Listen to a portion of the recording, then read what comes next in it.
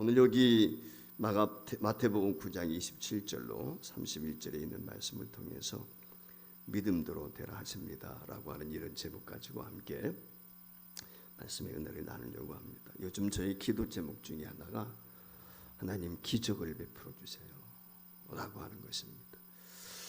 이적이 좀 상식이 되었으면 좋겠다, 그런 생각이 있습니다. 연약한 지체들도 있고 고난 중에 있는 성도들도 있고 환난 만난 성도들도 있고 또 우리나라 자체도 그렇지만 세계가 팬데믹 상황 속에서 어려움 중에 있기 때문에 하나님의 적극적인 관심, 관여, 하나님께서 역사해 주셔야 되지 않겠나, 이런 생각 때문에 하나님 이적을 베풀어 주셔서 그런 기도를 종종 드립니다. 여러분, 예수님으로 인해서 인간의 생명과 삶에 일어나는 변화의 사건, 이것을 우리가 이적이라고 합니다. 이것을 이적이라고 부르는 까닭이 있습니다. 그것은 사람들이 예수님을 만나기 전에는 일어날 수 없는 변화를 경험할 수 있기 때문에 그렇습니다. 그러니까 변화가 없는 이적은 별로 의미가 없다, 저는 그렇게 생각을 해요. 예수님으로 인해서 일어나는 사건의 중요성이 여기 이적이라고 하는 그 사건 속에 내포되어 있단 말이죠. 그러니까 이 이적이라고 하는 것은 예수님이 아니면 안 되는 변화적인 예수님만이 할 수 있는 사건, 여기 이제 성경에서 이야기하고 있는 이적이다 또는 기적이다, 그렇게 말씀을 드릴 수가 있습니다. 자, 예수님이 이 땅에 오실 때 자기 자신을 말씀하시기를 나는 생명이다, 나는 빛이다, 그런 말씀을 하셨어요. 그러니까 예수님이 사망의 그늘에 있는 이 땅에 생명으로 오셨습니다. 어둠으로 흑암 중에 있는 이 땅에 예수님이 빛으로 오셨단 말이죠. 그러니까 예수님이 오시기 전까지는 인간에게 빛이 없었어요.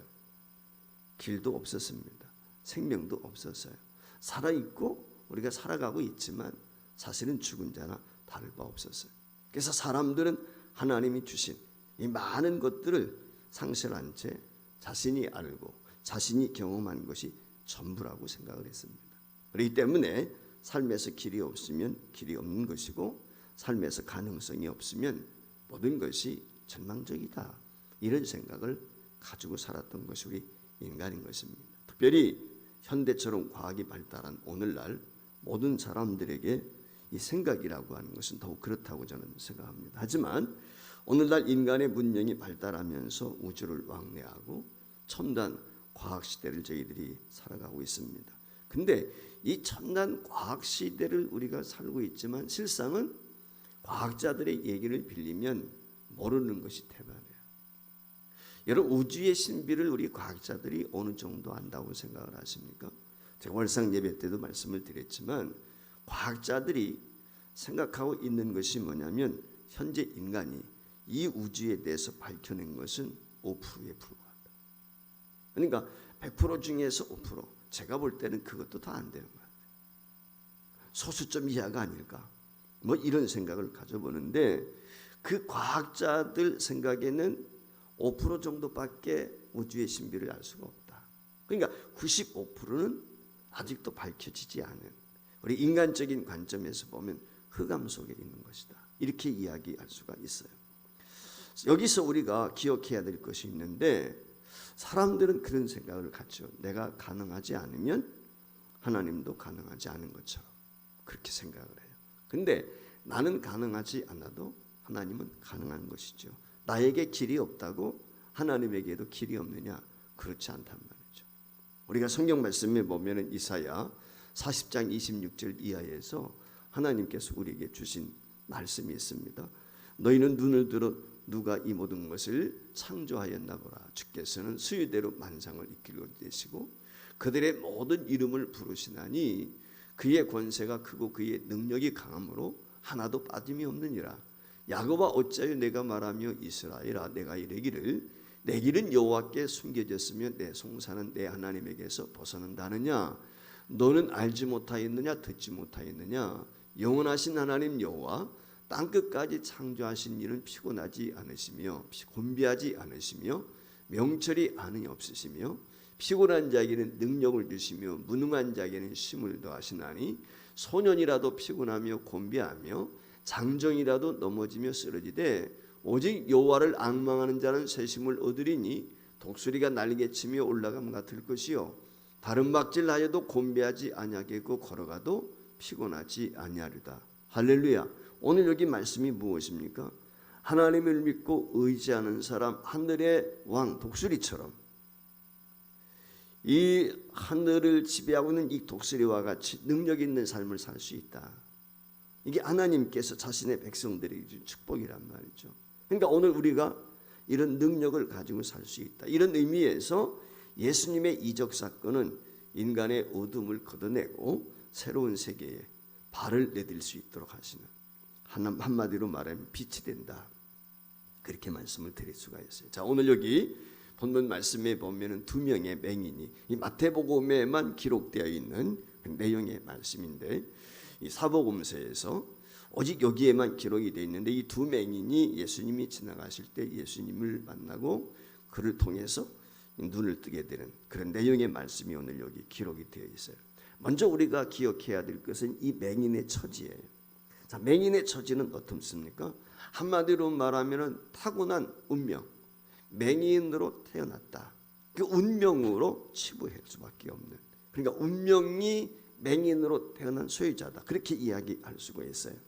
자, 맹인이란 말은 환자가 아닙니다. 병이 아니에요. 이것은 태어날 때부터 그렇게 돼요. 환자라고 하는 것은 뭐죠? 고칠 가능성이 있죠. 그런데 이 맹인은 고칠 가능성이 전혀 없는 거예요. 환자가 아니기 때문에. 그러니까 이 소경이라고 하는 것은 아마 태어날 때부터 시신경에 문제가 있었는지 어땠는지는 모르겠지만은 그 눈을 볼 수 있는 모든 기능을 완전히 잃어버린 거예요. 그게 맹인이란 말이죠. 그러니까 이 눈의 상태가 어떤 아프거나 점진적으로 나아질 수 있는 그런 병적인 상태에 있는 것이 아닙니다. 그러니까 이미 모든 것이 멈춰버렸어요. 굳어버렸어요. 그러니까 회복되어질 수 있는 가능성은 제로. 이게 지금 맹인인 것이거든요. 그러니까 이 맹인이라고 하는 말은 바꿔 말하면 그 시대의 운명이다. 그렇게 생각들을 했단 말이죠. 우리가 살다 보면은 흔히 운명이다 그런 얘기를 많이 할 때가 있어요. 성격이 고약한 아내를 만났다든지 아니면 남편을 만나게 되었을 때 행복하지가 못해. 운명이 있으면 어떡해. 뭐 이런 생각들을 우리가 가질 수 있어요. 근데 그 고약한 남편을 만났고 고약한 아내를 만났을 때 운명이라고 여기지만 걔가 청성할 수 있어요. 고쳐질 수 있어요. 변할 수가 있단 말이죠. 근데 오늘 여기 맹인은 전혀 그런 가능성이 없죠. 불가능한 거예요. 인간의 어떤 노력이나 의술로서 이것이 고쳐질 수 있는, 개선되어질 수 있는, 바뀔 수 있는 그런 상황이 전혀 아니란 말이죠. 그러니까 한마디로 말하면 맹인이라고 하는 것은 운명적으로 체념과 절망 속에 살아갈 수밖에 없는 태생적으로 그런 존재예요. 그리고 지금까지 이 맹인들이 그렇게 살아왔단 말이에요. 그런데 지금 이 사람이 맹인의 운명을 바꾸겠다고 오늘 소망을 갖고 행동을 했다는 것입니다. 여러분, 이게 가능하다고 생각이 듭니까? 불가능한 것 아니겠습니까? 사람이 살면서 습관, 반복적으로 우리가 행동을 하다 보면은 그것이 습관이 된단 말이죠. 근데 우리가 그 습관을 고치는 것도 굉장히 힘들어요. 여러분들이 아마 좋은 습관도 있겠지만 그렇지 못한 습관도 있을 거예요. 특별히 주초 문제. 저도 종종 밭에 들어가다 보면은 추운 겨울에도 밖에 나와가지고 담배들 피는 거 보면은 저렇게 맛있을까 담배가. 그 피는 모습들을 보면서 그런 생각을 해요. 집에서는 피지 못하게 되니까 덜덜덜 떨면서도 어떤 때는 새벽기도 나올 때 그 새벽에도 나와가지고 그 담배들을 피우고 있어요. 그 추운데도. 근데 요즘에는요, 남자들만 그런 게 아니라 젊은 여자들까지도 그래요. 내가 봐도 한 20대 조금 넘었을까 뭘까 이런 자매들까지도 보면은 그 시위점 앞에서 말이죠, 골목길에서 담배들을 피는 걸 보면은 참 안타까울 때가 있어요. 아마 담배를 끊어보고 싶은 사람들이 있죠. 요즘에는 또 보니까 그게 전자담배인지 뭔지 해가지고 연기는 나지 않는 거, 그것들을 또 빨구들 있더라고요. 또 보니까. 네. 여러분, 담배 끊는 거 쉽지 않다고 그러지요. 어렵다고 그래요. 금연학교가 있잖아요. 근데 금연학교 다녀와가지고도 실패하는 사람들이 있어요. 한번 길들여진 것이 그와 같이 그걸 단절하기가 어려워요. 담배 끊게 되면 금단 현상이 나타난다고 하지 않습니까? 그래서 말이죠, 갑자기 이상한 증상들을 보이게 되고, 술에 중독된 사람들도 그렇죠. 알코올 중독자, 술 먹지 않으면 벌벌벌 떨게 되고 말이죠, 이상한 반응을 보이지 않습니까? 이 말의 의미가 뭐냐면 내가 가지고 있는 습관 하나 고치는 것도 쉽지 않다는 거예요. 근데 운명적으로 태생적으로 맹인이에요. 여러분, 어떻게 고칠 수 있겠어요? 현실적으로 무모한 것입니다. 그런데도 불구하고 이 맹인들은 그 소망을 가지고 도전하고 있다는 거예요. 그리고 결단해요. 그리고 신에게 옮깁니다. 그럼 무엇이 이 맹인들로 하여금 그 주변에 있던 많은 사람들이 볼 때는 무모하다고 생각이 드는데, 그 무모한 행동을 감행할 수가 있었을까? 그 이유가 어디 있었을까? 그 이유는 오직 하나, 예수님에 대한 소문 들은 것밖에 없어요. 다른 게 없어요. 예수님에 대한 소문이 들려오는데 그 소문이 무엇입니까? 눈 떴다더라, 그런 얘기가 아니고 병자들이 나았다더라, 귀신이 쫓겨갔다더라, 아픈 사람이 치료되었다더라, 그런 얘기거든요. 제가 이제 어릴 때 시골에서 자랐기 때문에 시골에서 명절이 있다든지 아니면은 잔치, 결혼 잔치가 있다든지 또는 장례식이 있고 그러면요, 거린들이 와요. 거린들이 오게 되면 시골에서 살아보신 분들은 아시겠지만 상을 차려주죠.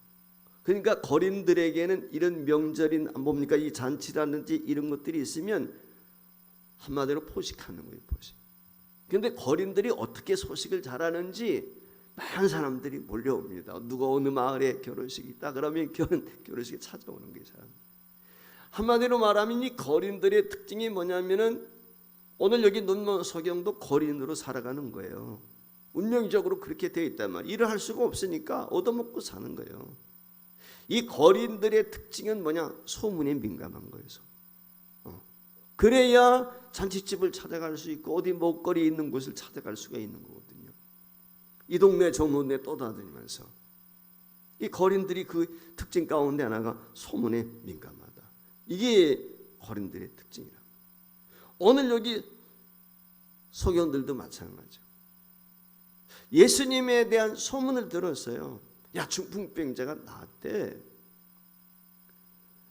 문둥병자가 나았대. 귀신들이 쫓겨났대. 이런 얘기를 들은 거예요. 여러분, 이런 이야기를 듣고 이들이 어떤 생각을 갖게 되었느냐? 나도 예수님 만나면 눈 뜰 수 있을까? 아니, 눈 뜰 수 있어. 이런 확신을 갖게 되었다는 거예요. 어쩌면은 이들이 그 예수님에 대한 소문을 듣게 되었을 때 그 예수님에 대한 소문이, 야, 이것은 하나님이 아니면 안 되는 건데, 이건 메시아가 아니면 안 되는 건데, 이건 인간의 힘으로 할 수 있는 것이 아닌데, 사람의 능력으로는 도저히 불가능한 것인데, 그렇다면 그 예수라고 하는 분이 하나님이 아신가?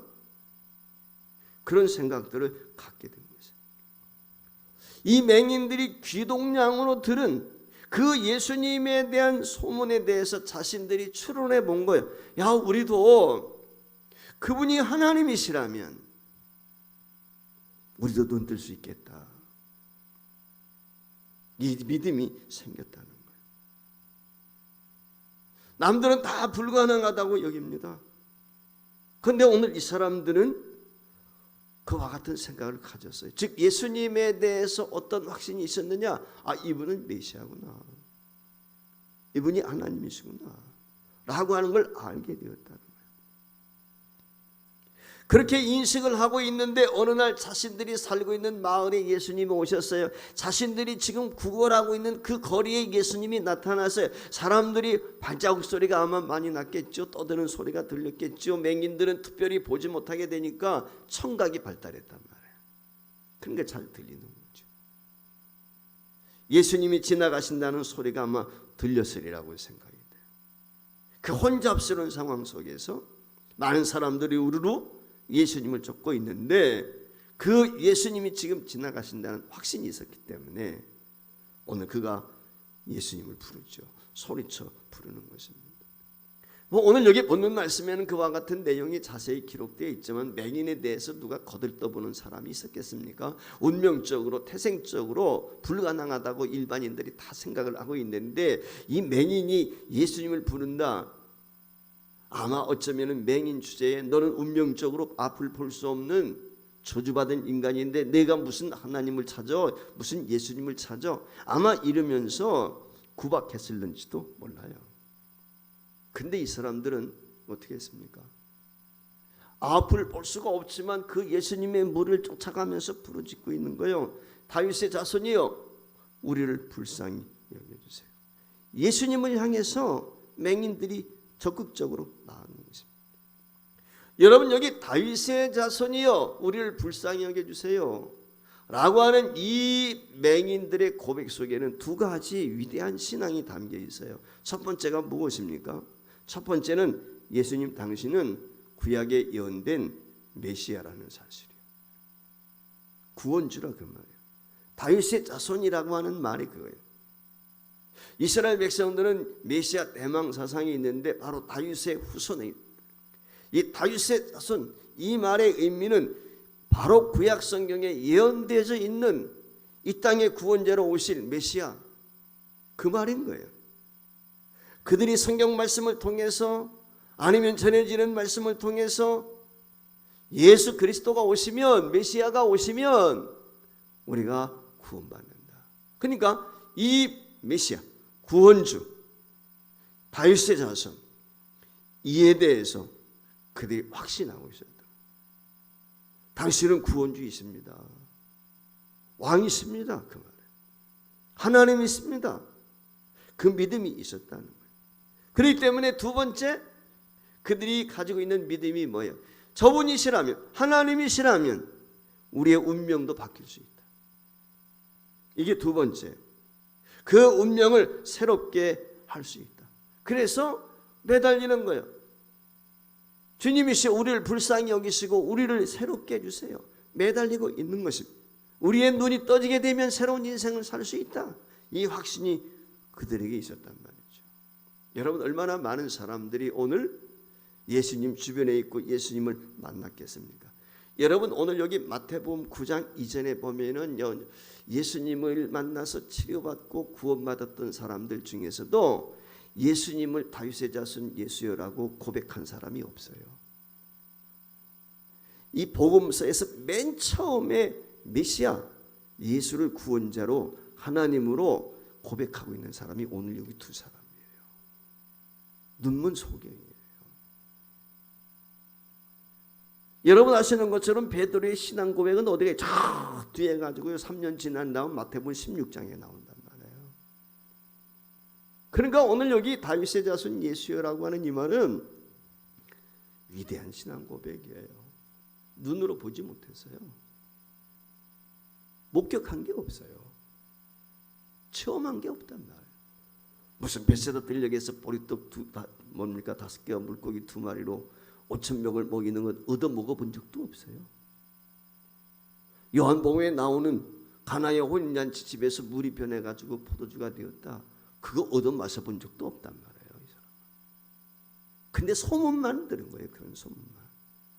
근데 그런 소문만 들었는데 아 이분은 하나님이시다.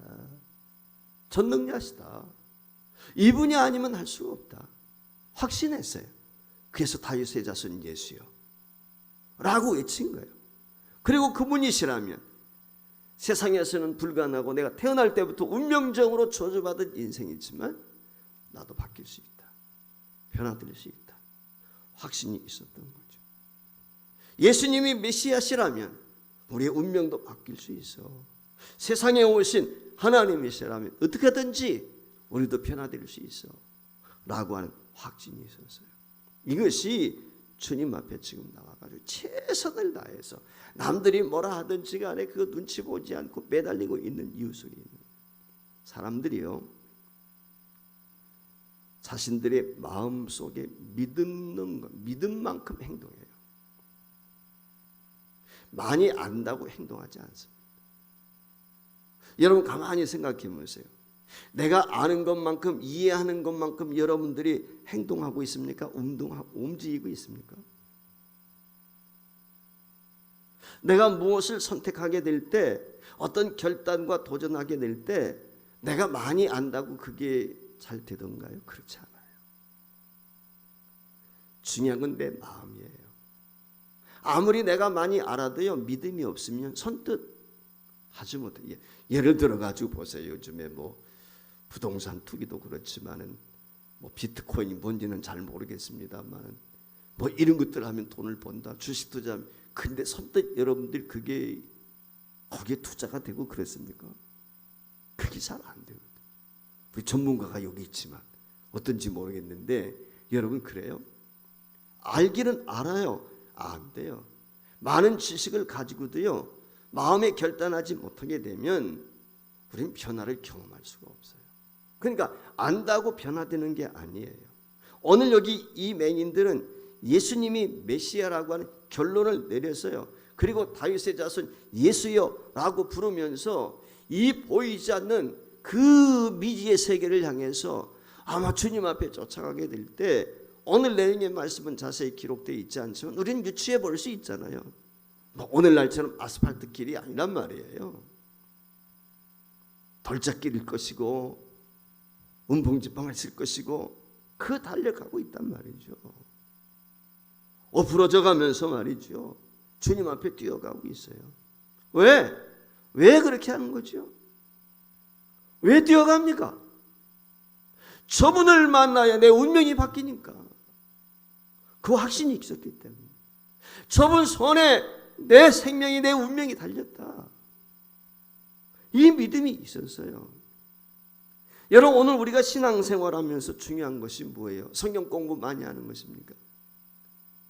철야 금식기도 많이 하는 것입니까? 오래 신앙생활 하는 것입니까? 중요하죠. 그런데요, 문제는 그것보다도 내게 다가오시고 나를 부르시고 나를 택하신 주님을 향해서 내가 어떤 마음의 자세를 갖느냐. 이게 오늘 우리에게 중요해요. 오늘 여기 본문의 맹인들은 예수님이 능히 자신들의 운명을 바꿀 메시아라고 마음으로 믿었다는 거예요. 이게 중요한 거예요. 그 믿음이 있으니까 나가는 거예요. 이제 주님이 응답만 하시면 되는 거예요. 여러분, 우리는 이렇게 믿습니다. 내가 하나님 앞에 기도하면 하나님께서 내 기도에 들으시고 응답하신다. 할렐루야. 다 믿지요? 믿습니까? 정말 믿으세요? 하나님 앞에 우리가 예수의 이름으로 기도하면 하나님께서 우리의 기도를 들으신다. 믿습니까? 그러면 우리가 어떻게 해야 되죠? 기도의 자리를 사모해야죠. 그렇지 않습니까? 근데 보세요. 오늘도 보면 아시지만은 여러분 성도들이 그렇게 합니까? 안 하잖아요. 아는 건 많아요. 하나님이 뭘 기뻐하는지, 하나님이 뭘 원하는지, 성경 공부했지, 제자 훈련 받았지, 뭐 다 알아요. 행동이 없어요. 움직이지 않아요. 그게 신앙입니까? 어떻게 신앙이에요, 아니에요? 여러분 야고보서가 뭐라고 그래요, 우리에게? 알고도 행치 않는 것이 죄다. 그러니까 실상은 믿는다고 하는데 지식적으로만 하는 거지. 행함이 없는 믿음은 죽은 믿음이라. 내가 아무리 알아도 믿음이 없으면 하나님을 기쁘시게 할 수가 없어요. 무슨 얘기인지 아시겠습니까? 자, 기도하면 하나님이 내게 응답 주신다, 문제 해결, 그럼 기도의 자리에 나와야지. 그렇게 내가 배웠고 내가 인식하고 그렇게 믿고 있다면, 그렇지 않습니까? 근데 우리가 기도의 자리에 나오지 않는 이유는 어디에 있어요? 알기는 아는데 믿지는 않는 거예요. 여기에 오늘 우리의 문제가 있죠. 이 말의 의미는 무엇이냐면 마음의 결단이에요. 여러분, 마음의 결단은 확신이 설 때 가능한 거지. 확신이 서지 않으면 결단할 수가 없는 거예요. 믿음이 있다면 믿음대로 움직여야 그 믿음이 역사하는 거죠. 그냥 아는 것으로 되는 게 아니에요. 근데 맹인들은 오늘 어떻게 합니까? 저 메시아, 다윗의 자손, 예수를 만나면 그분은 내 눈을 뜨게 할 수 있어. 내 운명을 바꿀 수 있어. 믿음이 있었다는 거예요. 그래서 매달리는 거예요. 그래서 부르짖는 거예요. 저분이라면 우리의 운명을 바꿀 수 있다. 거기에 목숨을 걸었다. 이 목숨을 건 행위, 지금 하나님은 그걸 보신 거예요. 결국 어떻게 됩니까? 주님께서 이 맹인의 부르짖음에 응답을 하시죠. 주님이 다가오시죠. 그리고 묻습니다. 뭐라고 이야기합니까? 내가 능히 이 일 할 줄을 믿느냐? 너희들이 믿고 있는, 너희들이 원하는, 너희들이 운명이 바뀔 것, 그걸 너희들이 정말 믿고 있느냐? 자, 그러면은 오늘 이 맹인들이 그 믿음이 없이 지금 사람들, 아마 제지하는 사람들도 있었고 조용히 하는 사람들도 있었고 욕하는 사람들도 있었는데 자신들이 어떻게 했겠어요? 바디메오 같은 경우는 보면은 어떻습니까? 누가복음에 나타난 바디메오 같은 경우는 자기가 걸쳐 입고 있던 농막이 다 떨쳐버리고 사람들이 뭐라고 욕하고 막 그랬는데도 뛰쳐가지 않습니까? 누가복음에 보면은 어쩌면 오늘 여기 맹인 두 사람도 그러지 않았겠어요?